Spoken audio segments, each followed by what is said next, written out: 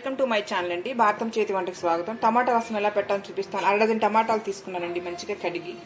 ఒక అరడజన్ టమాటాలు ముక్కలు చేసి కట్ చేసుకొని పిసుకుతున్నానండి. కాయలు అయితే కొంచెం పిసుకడానికి ఇబ్బంది అనిపిస్తుంది, పిసుకులేమనేసి కాయలు ముక్కలు చేసుకున్నాను. ఇట్లా దీనిలో ఇలా కొత్తిమీర కూడా, ఇలా కొత్తిమీర రెమ్మలతో సహా వేసి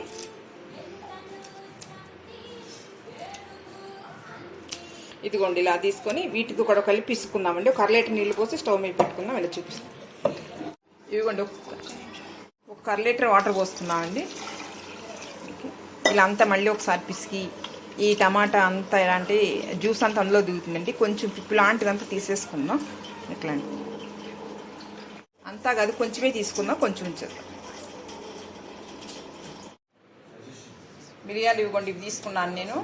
మాకు చిన్న పాప ఉందనే కొంచెం కారం తక్కువ ఉండాలి వేసుకున్నాను. మీరు స్పూన్ ఫుల్గా వేసుకోవచ్చు, పెద్ద స్పూన్ అండి ఇది, ఫుల్గా వేసుకోవచ్చు. మిరియాలు, జీలకర్ర కూడా ఇలా వేసుకున్నాను. 3/4 స్పూన్ వేసుకున్నానండి. ఈ వెల్లుల్లిపాయలు 3 కలిపి దంచి వేసుకోవాలి, చూపిస్తాను. మిరియాలు, జీలకర్ర ఇలా కచ్చపచ్చగా దంచుకుంటేనే టేస్ట్ బాగుంటాయండి. వెల్లుల్లి రెబ్బలు ఇవి కూడా దంచుకుందాం.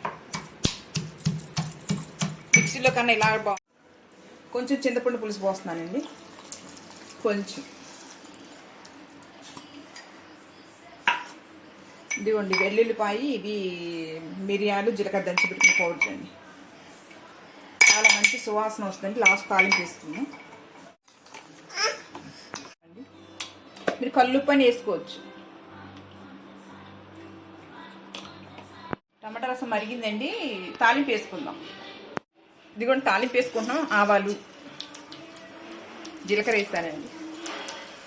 ఎండుమిర్చి 2 ముక్కలు చేస్తాను. మీకు కావాలంటే ఇంక వేసుకోవచ్చు, బాగుంటాయి. కొంచెం అల్లం వెల్లుల్లి పేస్ట్ కొంచెం వేసానండి. కొంచెం ఇంగ వేసాను. కరివేపాకు, కొత్తిమీర అండి. అదిగోండి టమాటా రసం, టమాటా మిరియాల రసం తాలింపు వేస్తాను. అయిపోయిందండి. చూడండి ఎలా ఉన్నాయో. ఒకసారి మీరు కూడా చేసుకుని ట్రై చేసి చూడండి. ఎలా ఉందో టేస్ట్ మాకు కామెంట్ చేయండి, సబ్స్క్రైబ్ చేయండి. Thank you.